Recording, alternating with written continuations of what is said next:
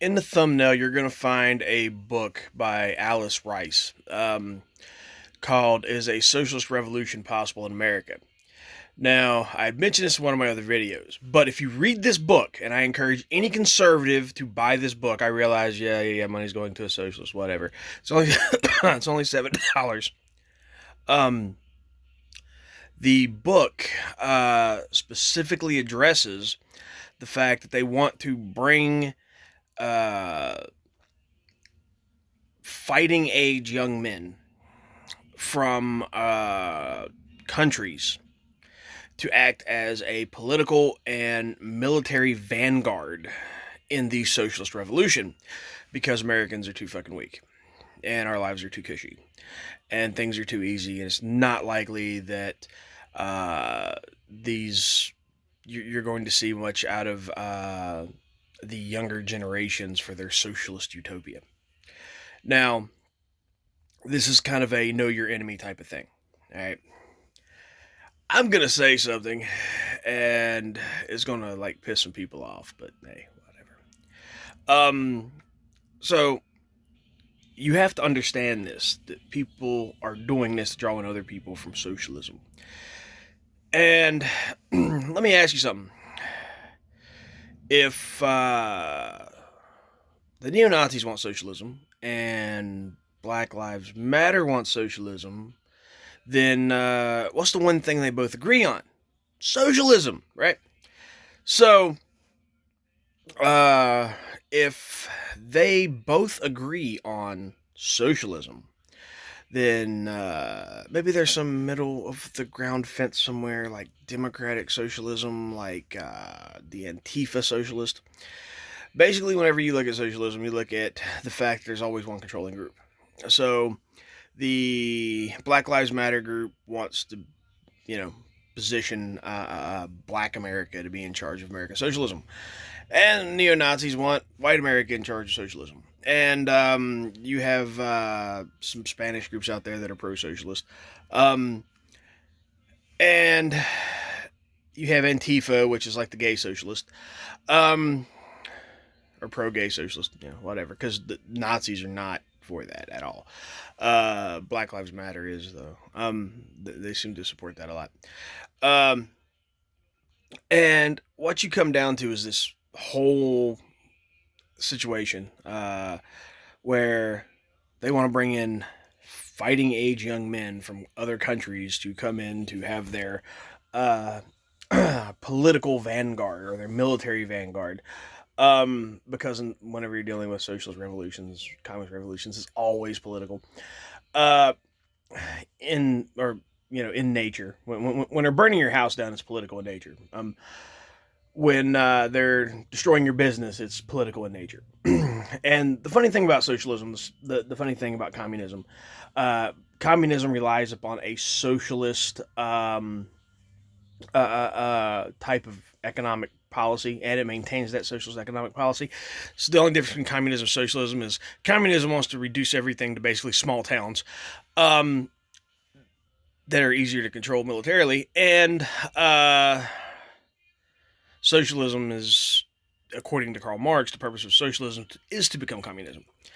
Um, so no matter what you deal with, you're dealing with some totalitarian government acting on the name of the people, upon the are doing everything for the will of the people, are doing everything to help the people, and or so they say.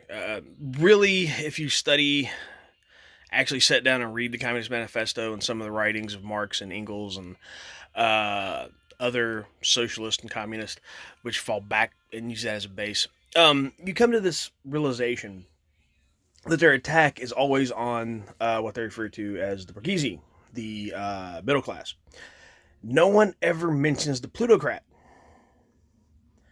Now, if any of you are wondering what the fuck a plutocrat is, plutocrats are the super rich, the really wealthy.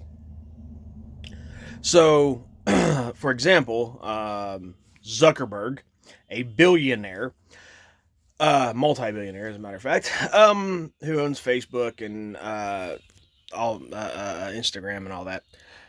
He has this fundamental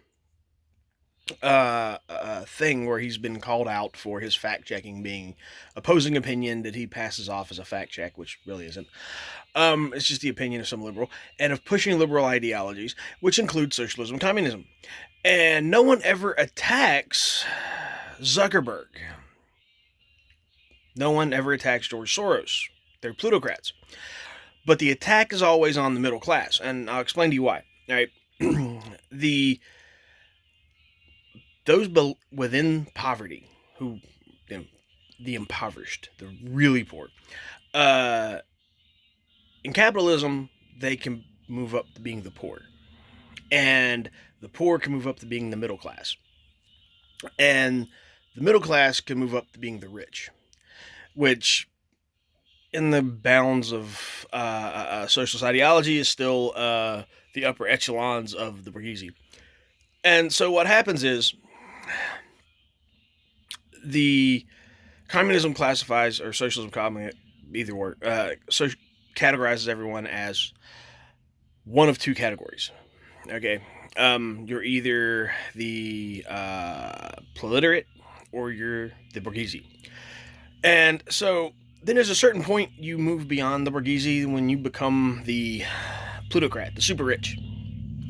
You know, the people who can own Lamborghinis and the rich people who don't have to pretend to be poor to be rich, that type of deal. So what you're coming into is a situation in which they allow these super rich to stay super rich, and they tax them a little bit more, but it doesn't matter because they're already super rich. They don't give a fuck. And they're going to remain super rich, or they're just going to move to another country where they have to pay less. And the plutocrats have the ability to buy politicians who control the economy and the laws and stuff like that, which will allow them to remain exactly where they're at, super rich. And so the lowest echelon of society, the proletaire, are now going to fight the bourgeoisie, which is the middle echelon and upper middle echelons of the economic social ladder. And they're going to, focus on that. That allows the poor and impoverished to get a lot of free stuff from the government. And in the process of doing so, places a cap on how far up the echelon the middle class can grow. Now, this gets really important because you place a cap upon how far the middle class can grow. It reaches a certain point that all the taxation and restrictions by the government, controlled by the plutocrats, suppresses the middle class. So it's a top-down, bottom-up attack on the middle class. Now, here's what happens, right? And I'll use America as a great example of this. In America, which is predominantly a capitalist country, though we do have some socialistic policies, the impoverished and the poor expands as the middle class shrinks because they're being pushed down. And the plutocrats still remain at the top. All right. So the super rich will remain super rich because it doesn't matter. But the poor will stay poor, and the middle class will either be pushed into the poor or they will barely be able to scrape by and stay within that middle class bracket, which means they're going to have to save more than they spend and